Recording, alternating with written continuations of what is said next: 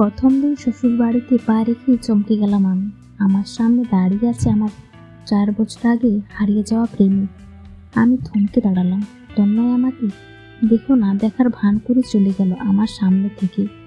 ওর ভালোবাসার স্মৃতি নিয়ে এত বছর ছিলাম আমি, কিন্তু ইয়াদিন ভাব্য খুব বেশি অসুস্থ হওয়ার ওনার পছন্দ করা ছেলেকে বিয়ে করে ওনাকে একটু শান্তি দেওয়ার চেয়েছিলাম উনি আমি।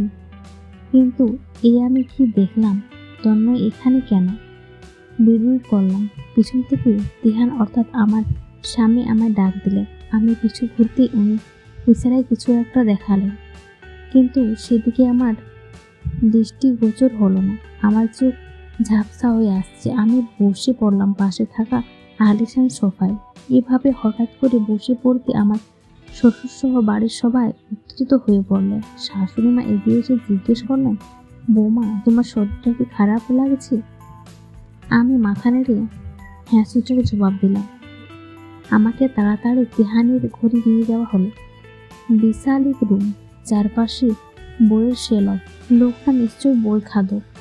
আমার ননদ তেমনি আমার বেডের উপর বসিয়ে দিয়ে বেরিয়ে গেলেন রুম থেকে। এমন সময় তন্ময়ের উপস্থিতি টের পাই আমি। আমি বেড থেকে নেমে এসে দরজার সামনে উঁকি দিই। না, তন্ময় নয়। তাহলে আমার কেন মনে হলো তন্ময় এখানে আছে? তন্ময়কে দেখতে না পেয়ে আবার চুপচাপ বেডের দিকে পা বাড়ালাম।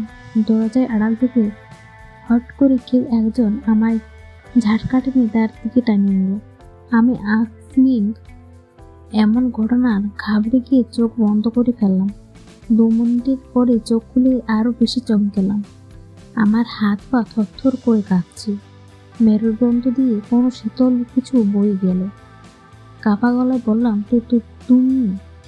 তন্ময় বাঁকা হেসে বলল, বিয়ে করে দিব্য শ্বশুর বাড়ি চলে এলি, আমার কথা একবারও ভাবলি না মৃদ? আমার পরে তোর ভালোবাসাটা কি এতটুকুই ঠুকুনো ছিল? আমি অনেক কষ্টে আমার কান্নাটা আটকালাম। সেগুলো গলার দলা পাকিয়ে রইল। কড়া গলায় বললাম, সিরিয়াসলি তন্ময়, আমার ভালোবাসা ঠুকনো ছিল? আর তোর ভালোবাসা বুঝি খুব মজবুত ছিল?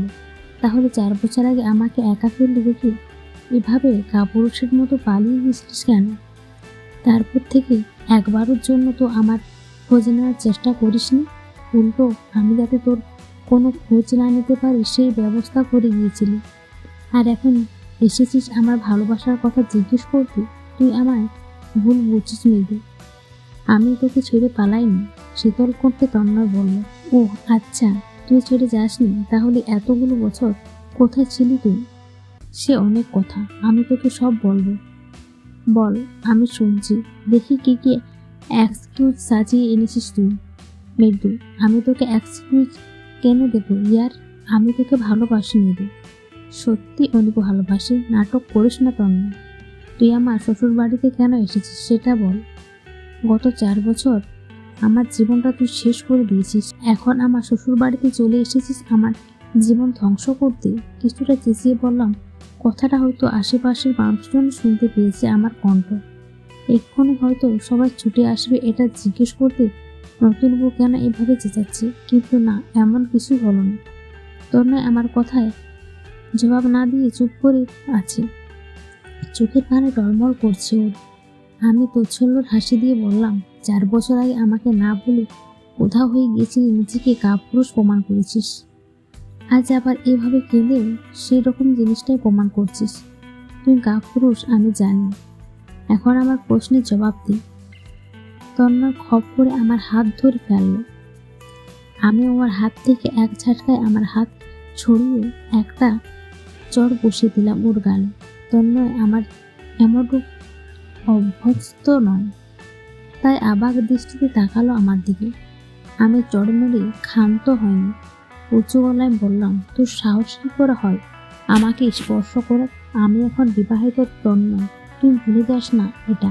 আর তুই আমার শ্বশুর বাড়িতে দাঁড়িয়ে আছিস। তন্ময় আবার মুখ খুলল, ঝাঁঝালো কণ্ঠে বলল, হ্যাঁ জানি আমি এটা তোর শ্বশুর বাড়ি, কিন্তু সেই সাথে একটা আমারও বাড়ি। তন্ময়ের কথা শুনে আমি বিস্মিত হলাম। ওর থেকে 2 কদম পিছিয়ে গেলাম। অবাক কণ্ঠে বললাম, কি? হ্যাঁ, তোর স্বামীর একমাত্র ছোট ভাই আমি। ওই কথাগুলো শুনে আমি নতুন করে আবারও অবাক হচ্ছি। এ কি বলছি? ও তিহানের ছোট্ট ভাই? তাহলে ওকে বিয়েতে দেখলাম না কেন? এখন আবার নতুন করে কথা বানাচ্ছিস তুই, তাই না?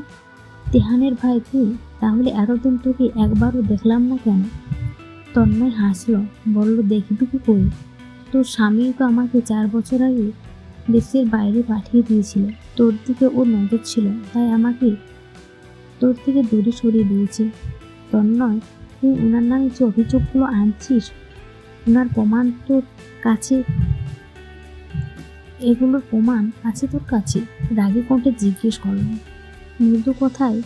মৃদু, আমার কথাগুলো সত্যি প্রমাণ করার জন্য তোকে প্রমাণ দেখাতে হবে? এতটা অবিশ্বাসের পাত্র হয়ে গেছে আমি তোর কাছে? তোকে বিশ্বাস করার কোনো কারণ আমার নেই এখন। আর তুই আমার স্বামীর নামে অভিযোগ তুলছিস, তোকে প্রমাণ করতেই হবে এগুলো সব সত্যি, না হলে আমার থেকে খারাপ আর কেউ হবে না। ঠিক আছে, দেব প্রমাণ, তবে এরপর আমি যা বলবো তোকে তাই শুনতে হবে। কাল সবাই ঘুম থেকে ওঠার আগে তুই ছাদে আসবি, আমি ওখানে তোর জন্য প্রমাণ নিয়ে অপেক্ষাও থাকবো। তন্ময়ের কথাগুলো শুনে আমার আপাত মস্তক জ্বলে উঠল। ও এত আত্মবিশ্বাসের সাহিত্য কিভাবে বলছে প্রমাণ দেব? তাহলে সত্যি কি তিহান অপরাধী? আর তিহানের জন্যই আমি তন্ময়কে, আমার ভালোবাসাকে হারিয়েছিলাম? কথাগুলো ভাবতে আমার চোখ থেকে পানি গড়িয়ে পড়ল। দরজার বাইরে থেকে কারো একটা পায়ের আওয়াজ শোনা যাচ্ছে। এদিকে আসছে বলেই মনে হচ্ছে। তন্ময় তাড়াতাড়ি রুম থেকে বেরিয়ে গেল। যাওয়ার আগে আবারও বলে গেল, মৃদু, আমি তোকে এখনো খুব বেশি ভালোবাসি। এবার যেন ওর মুখে ভালোবাসা শব্দটা শুনে আমার হৃদয় কেঁপে উঠল। তাহলে কি সত্যি তন্ময় ঠিক আর তিহান বেঠিক? চোখের পানি মুছে দরজার দিকে তাকালাম। তিহান এসেছে। উনি দরজার লক করে আমার দিকে এগিয়ে আসছে। কিন্তু একটু আগে তিহানের নামে যেসব অভিযোগ শুনলাম, সেগুলোর পর আর ওনার প্রতি একটু শ্রদ্ধা কাজ করছে না আমার, বরং কেমন জানি ঘৃণা হচ্ছে। যদি সত্যিকার তন্ময় সব প্রমাণ করতে পারে ও নির্দোষ ছিল, তাহলে আমি আমার সামনে থাকা মানুষটার সাথে সারা জীবন সংসার করব কিভাবে? এগুলো ভাবতে উনি আমার পাশে এসে বসলেন। উনি বসা মাত্রই আমি খানিকটা সরে গিয়ে বললাম। উনি একটু রিং হাতে নিয়ে আমার হাতে পরিয়ে দিতে চাইলেন। আমি মৃদু স্বরে বললাম, এটা আজ থাকুক, অন্যদিন দেয়ার না হয়। আমার কথা শুনে উনি আমার দিকে তাকালেন। ওনার সাথে চোখাচোখি হতে কেমন অদ্ভুত শিহরণ বয়ে গেল আমার সারা শরীরে। মানুষটার চোখে অদ্ভুত এক মায়া রয়েছে, যা আমাকে বিশ্বাস করতে দিচ্ছে না উনি দোষী। কিন্তু তন্ময়ের কথাগুলো তো এর বিপরীত। কাল সকালে আমার কাছে সবটা পরিষ্কার হয়ে যাবে ভেবে একটা দীর্ঘশ্বাস ছাড়লাম। উনি হয়তো আমার দীর্ঘশ্বাসের শব্দটা শুনতে পেলেন। হাতের রিংটা রেখে দিয়ে বললেন, তোমাকে ভীষণ ক্লান্ত দেখাচ্ছে। বেনারসি ছেড়ে হালকা ড্রেস পরে ফ্রেশ হয়ে নাও, তারপর একটা লম্বা ঘুম দাও। দেখবে সারাদিনের ক্লান্ত কোথায় উবে যাবে, টের পাবে না। কথাটা বলেই উনি নিঃশব্দে হাসলেন।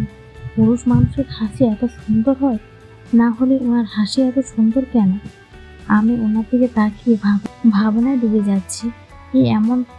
এই মানুষটা সত্যি আমাকে ঠকিয়েছে, বিড়বিড় করে বলে উঠল। উনি আবার বললেন, কিছু বললেন? আমি ওনার কথায় জবাব না দিয়ে বিছানায় ছেড়ে ওয়াশরুমে চলে গেলাম। উনি কিছু ডাকলো, মৃদুলা। আমি ঘুরে তাকালাম না। জানি পিছু ঘুরলে ওনার মায়ায় আটকে যাব, যা আমি এই মুহূর্তে মোটেই চাচ্ছি না। ওয়াশরুমে ঢুকে শাওয়ার নিয়ে আমি দোটানায় পড়ে গেলাম। একদিকে আমার পত্তন আর অন্যদিকে স্বামী। আমি কার পক্ষে নড়ব? গল্পটা কেমন হয়েছে অবশ্যই কমেন্ট করে জানাবেন।